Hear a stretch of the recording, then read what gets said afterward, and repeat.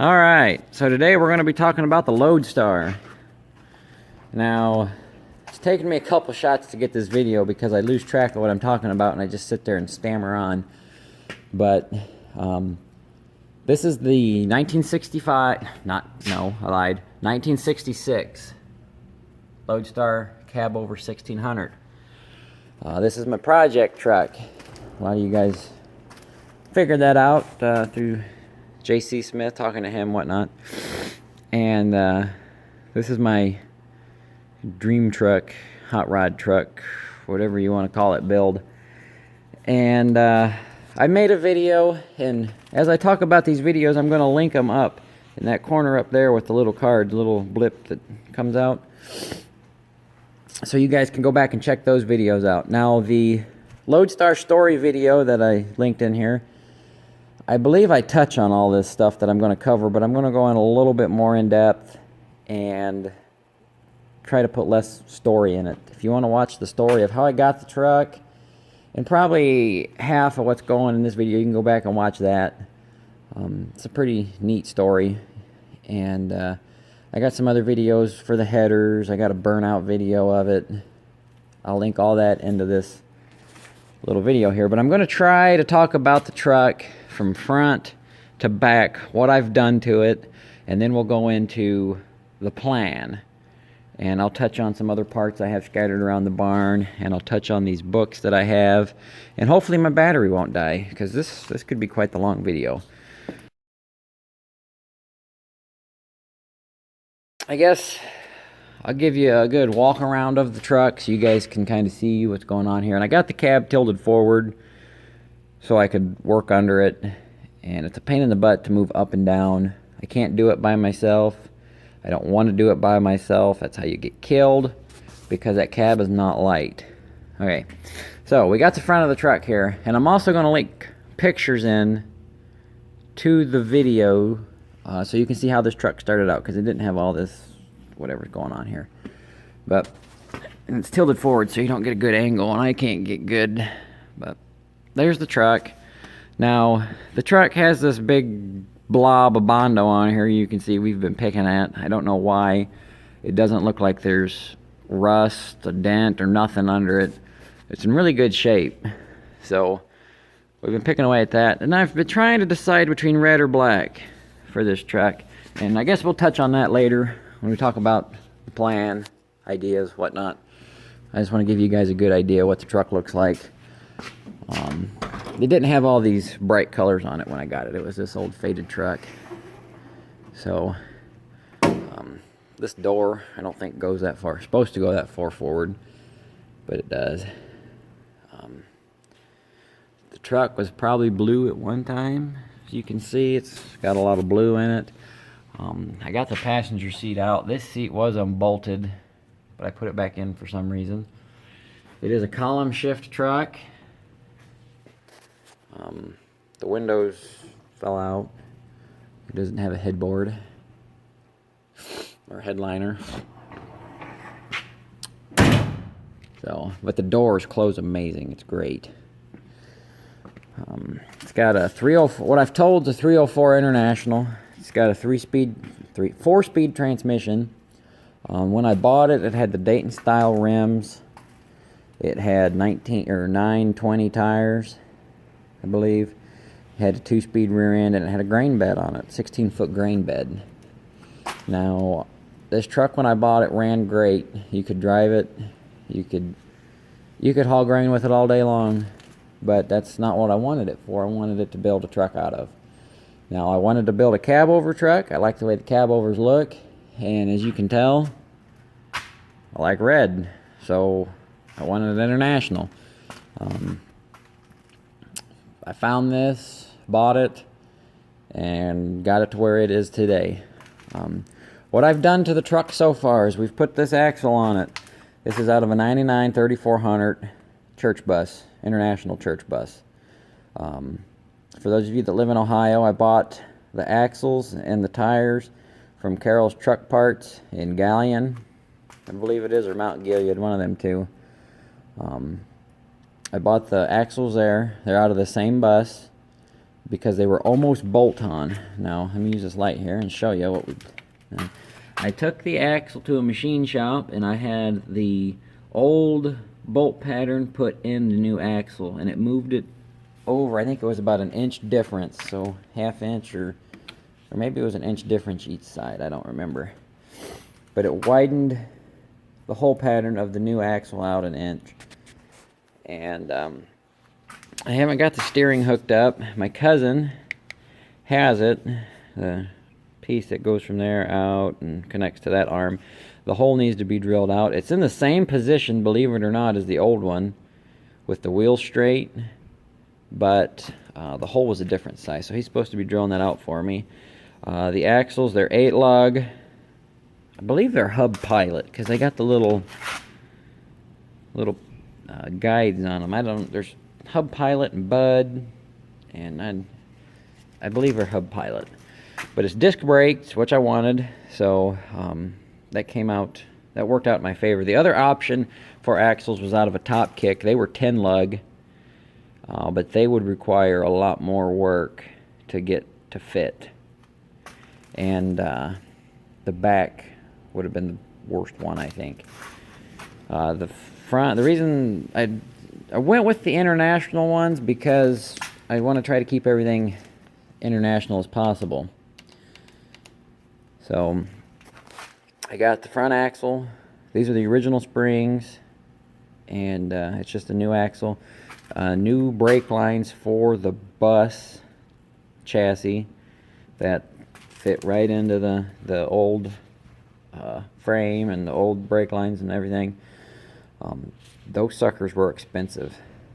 I couldn't believe how expensive they were. So it's got the new brake lines. I don't have new rotors or no new brake system stuff except for them lines. I have the headers on it. Those are from Stan's Header out of Washington or Oregon. I believe it's Washington that I put on it. I got a video for that. I'll link to it. Now those will come off and go on the new engine as long as they'll bolt up. If they won't bolt up to the new 345 engine, that engine won't go in this truck, because I have a lot more invested in those headers than I do that engine. So that engine will have other plans if those won't fit it, but they should fit it. I believe that's everything I've done to the front portion of the truck. Axles, headers, haven't done anything to the cab. These tires, they're 22.5s, steel wheels. These are going to be the inner duals. That's why I bought these. The guy had 6 of them. I only needed 2, or he had 5 of them. If he would have had 6 of them, I probably would have bought all 6 and redone them and painted them black. But he only had 5. So I got 2. They'll be the rear inner duals. Those are just some cheap 19.5s I bought to roll it around on. So that's the front portion of the truck. Get onto the middle. This is a frame off of a 4700 or 4900 model international truck. The reason we replaced the frame, it was a double frame truck, and right about here where we cut it, it started tapering down to 5 inches at the back. Actually, it was right about here. Right about here, it started to taper down from 9 inches to 5 inches. This new axle had to have a taller frame for that to bolt up. If not, it would have been pushing the limits. And so we put this new frame on it, slid it over, cut the old frame, the outer frame, slid it over it, welded it in. Now I'm confused on the measurements because it's been a while since I monkeyed with the truck, and I have them wrote down somewhere. But I believe the old frame width, outside to outside was 34 inches, somewhere around 34. The frame that this bus axle was in was 33 or a little over 33. So when we put this axle on this truck, it pinched the frame. It's only, I think, like 5/16 difference. And it's hard to tell because the frame, with it being the double frames bowed and bent, and it's hard to find an original spot. And I'm debating on getting a custom frame made for it. Yeah, I know that's going to be a lot of money, but it'll make me feel so much better in the end. Not because I don't trust what we've done to this frame. I don't like the way it looks. This is going to be a show truck. Everything's going to be pretty on it. We'll get more into that in the other part of the video. But it's got this frame on it. This is, I think, 10-inch frame, which is the same. It's 3/8 thick, same that this one had on it. So we did the frame change. Now these are the cross members and the rear axle. Same thing as the front, 8-lug disc brakes. I don't know the gear ratio. It's air ride. I don't know how smooth it'll be, but them buses seem to ride pretty smooth. So it's got to be bolted up yet. And in the other video I pointed out, I found where everything needs to be drilled. So it'll have to be put in. And I don't think I have to get a plate for in here because the frame's actually wider. And it'll make more sense in another part. I'm just going to give you the overview of the truck to where it's at now. So I got this axle just slid under here. It's just sitting on it. It has yet to be bolted in or anything like that. So, alright, with that, we're going to end the overview of the truck. And we'll go into, I don't know, we'll go into something else. So, let me think about what I want to talk about next. I don't want to keep rammering on, so. Okay. We'll go into what the truck's going to be, plans for the truck, ideas for the truck, and then after that, I'll go into some of the questions that I have for some of you more experienced people. Okay, so what we're going to do with this truck is going to be like a resto mod, hot roddy show truck that I can use. Okay, if you don't understand what I'm talking about, I'm going to restore the cab and just kind of update it a little bit, different gauges, stuff like that. But for the most part, the cab will be restored to new. Okay, now that would be the resto part. The mod part will be, we're going to do upgrades to the engine, get some more ponies out of it, make it sound cool, you know, all the cool hot rod stuff. I want to get an aluminum radiator for it, just to get rid of this 100,000 pound relic that's in there. So the radiator will go, put a somewhat built engine in it. Eventually, I would like to get the front on air ride just because there's like a 6-inch gap between the tire and the fender, and if I could put the hood or the cab down, you could see. So we'll get radiator, eventually air ride for the front. Uh-oh, that's not good. That was my battery signal telling me it's low. Okay, so and then up there is the brake booster. That's going to leave. We're going to get what's called an air master. It's air from the pedal to the master cylinder, so I can mount it anywhere, and then it's hydraulic from the master cylinder to the brakes. Now the reason I want to go with that is because the park brake on this truck does not work, and you'll probably have a heck of a time finding parts to get it to work. Now with the Air Master, it has like a semi. You pull the button, it sets the brakes. So it'll get one of those on it. I'm still kicking around the idea for fuel tanks. I have this out of a TW 900 Kenworth or T900 Kenworth or whatever Kenworth's numbers are. It's got holes in it. It needs patched. That might mount up on the side. I'm going to put a toolbox probably on each side, and it's going to get a Via air compressor to run the suspension, the Air Master, and probably some air horns I'm going to hide on it. Also, I'm going to want like an air hose to air up tires, because I want to use this truck to pull my tractors to shows. I want to drive the truck to shows, you know. Air wouldn't be a bad thing to have. And then that's probably where the batteries will go and stuff like that, and the toolboxes. That flatbed you guys see outside, that aluminum flatbed, that's 8 foot by 12 foot, that's going on this truck. That truck has that bed has a gooseneck hitch hole in it, so this frame will get a hitch on it, so I can pull more tractors to the shows. And that's kind of the reason this axle's where it's at, because I want the fifth wheel hole to be lined up with the axle. You want it from 0 to 3 inches in front of the center of your axle. I think I'm going to have it right above the axle. So it'll get the aluminum flatbed on it, gooseneck hitch, it'll get a bumper pull hitch. It's getting 22.5s on the back. Yeah, and it'll be, you know, I want it to have some sound to it. I want it to have some power. I want to take it to the drag strip and just drag it every once in a while, you know.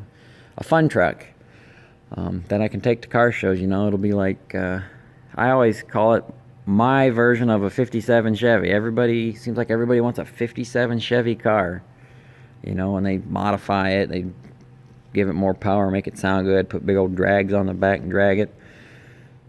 This is what my 57 Chevy is.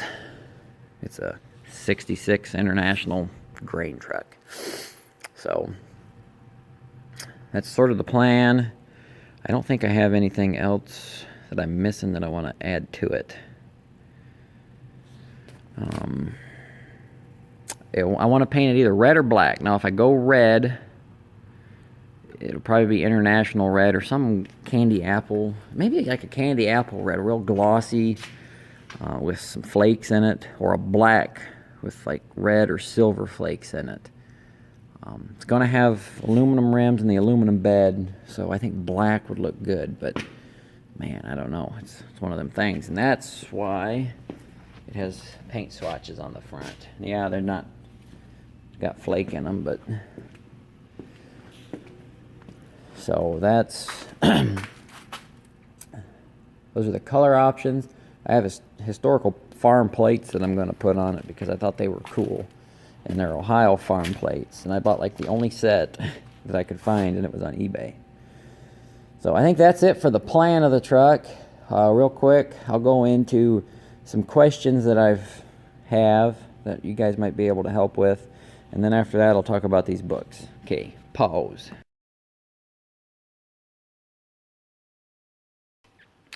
Okay, my first question is, this is the driver's side frame rail that came, they just cut the whole frame out of the bus that had the axle on it. This is the driver's side. It has this extra piece on it. Now, I'm pretty sure that this frame is 3/8 and that's a quarter or something. It's hard to tell because it's rusted out, but it wraps around the bottom. Now, that's where this stabilizer bar or sway bar or some kind of bar, whatever you want to call it, connected to the frame. That bar right there. That's where it would connect to the frame. Now, would I have to put that piece back in there with this thicker frame, or should I leave it out? I believe with that out, this frame's almost the same. Well, if I put that in there, it would pinch the frame more. So by leaving that out, it keeps my frame more original size, and I don't think I'm going to need it. Now, there's bump stops that mount here on each side. The passenger side did not have that.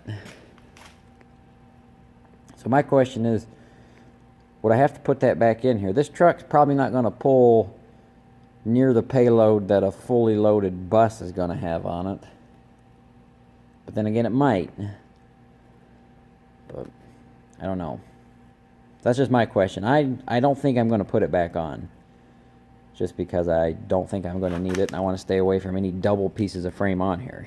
So that's that question. And I think that's my only question. So we'll go on to these books now.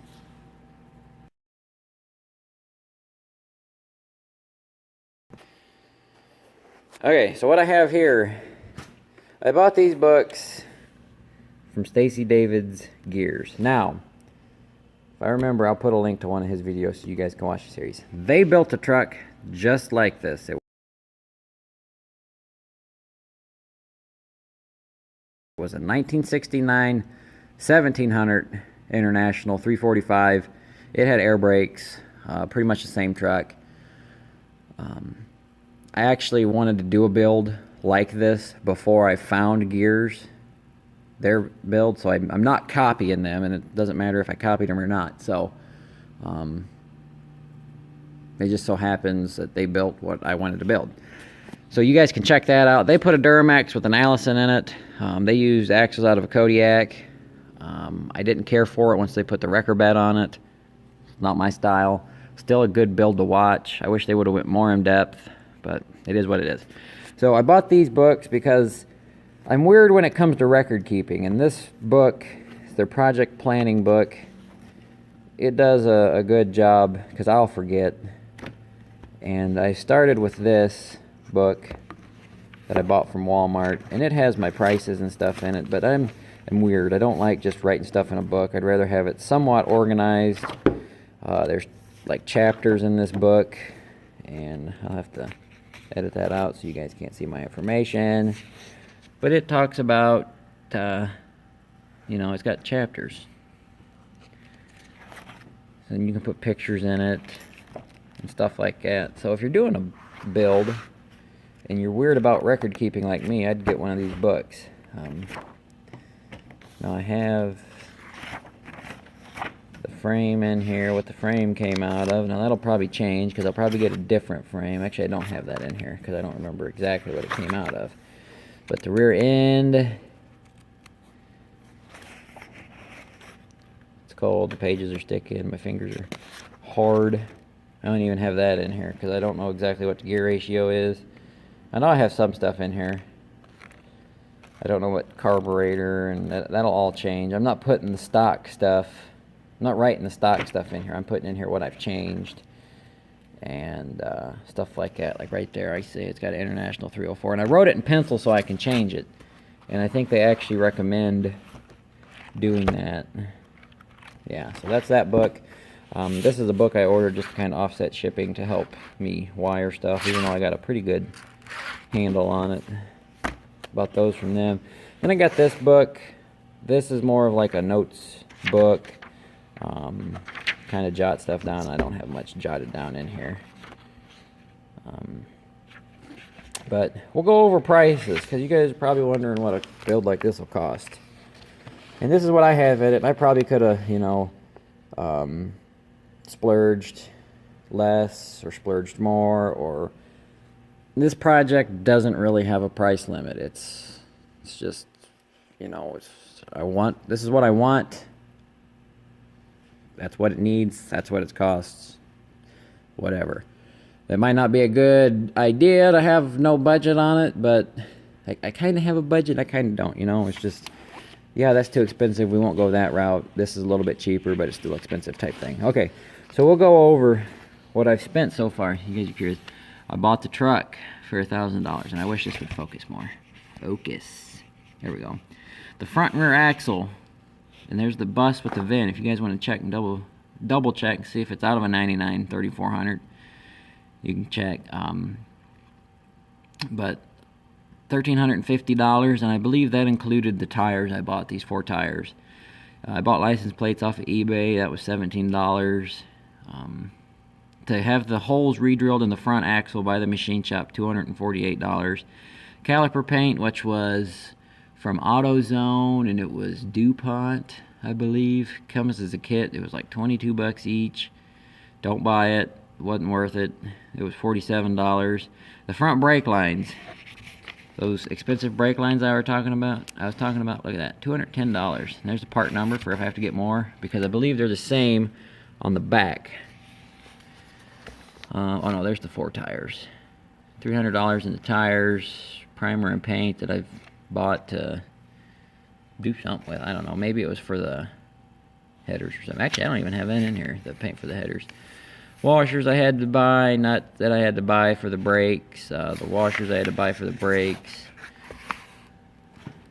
There's what I paid for that flatbed, in case you were wondering. That includes gas to go get it. The headers that I bought, the frame section that I bought, I paid $500 for the section. I paid my grandpa $100 to take his tractor and load it. Misk tires I bought at an auction to put on here for when I get rims. I just put them on there. I don't know why. And quarter fenders I bought at an auction that probably won't go on here. Paid 30 bucks for that. So, and then I painted the headers. I have, I don't know, $40 in header paint. I used the VHT paint. And I don't have the new engine cost for fuel in there because I don't know if it'll go in there. But I believe that's about it for the Loadstar project. That shelf over there has, you can't even see the shelf, but this shelf over here has miscellaneous parts from it and other things on it. I got some old fuel cans that I want to redo and put on the truck to take 2 shows, like paint one red, put a H logo on it, paint one John Deere green or whatever. And then I got some other parts that have come off it. There's the calipers for it, and I think I need new back calipers. They're really rusted out, and it's crazy. The calipers are cheaper than the brake pads. I think the brake pads are like $150 for this setup, and the calipers are only like 90 bucks. It's ridiculous. So I know I went through it kind of fast. You might not have been able to understand everything that I said. If there's any questions you have on it or anything else you want to see on it, just leave it in the comments. I'm not afraid to answer it. I'll make another video, but this is a more in-depth video than the story video, I think. At least we have better lighting. You can see what I'm talking about. I went over what's in the books. And yeah, so the battery is officially on 4%. I'm cold. Casey will be up in a little bit. We got to go grocery shopping. Got to work tomorrow. So we'll call this a video. Hope you guys like it. Like I said, leave your comments, questions, concerns, ideas. Anything you want to say in the comments, leave her down there. I'll look at them. And hopefully you guys can help me build an awesome truck, because I'm sure a lot of you guys will chime in some stuff that I probably did wrong or I could do better. And hey, I'll look at every one of them, good or bad. It don't matter. I can't wait to get it done, because I want to drag JC's truck around the block with it. I think it has some serious potential. His diesel versus my gasser, I think we can do it. I have faith. If not, if we can't pull him around the block, we'll beat him in the drag race. What do you think about that? I don't know. I might not be able to win either one of them, but hey, we'll get her done. And like I said, I want to try to have this truck driving around on the way it is, maybe buy some tires for it by 2019, because we have a local tractor show. Their feature tractor or brand is International, and I want this truck there, and I want all my farmalls there. Now, even if this truck has to go on a trailer, it'll be there. So it'll just not be finished. The big rig will be there. Them tractors will be there. Everything that's International will be there. So anyways, enough rambling. Thanks for watching. And hopefully we'll get to working on this truck eventually. So see you later.